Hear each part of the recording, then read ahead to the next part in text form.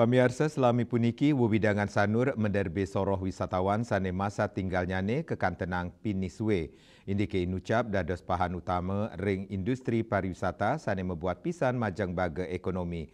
Punika mawinan karakteristik wisata sanur patut keraksa becik mangde wisatawan nenten nyansang ngidikang.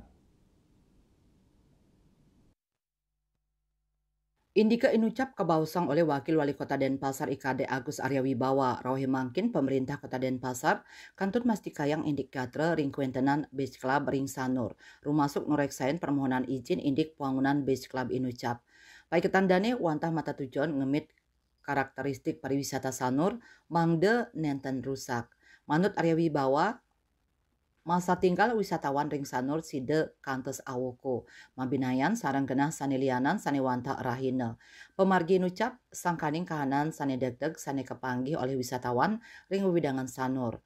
Puniki sane kajejehang sida ical yening wenten Beach Club. Santurnyane perizinan sane mata tujuan wantu investasi rite pengan mangkin kekantenang sida mawasana becik tur kaon, becik nyane investasi ring Sanur sida munggah dados pariwisata tur Kota Denpasar.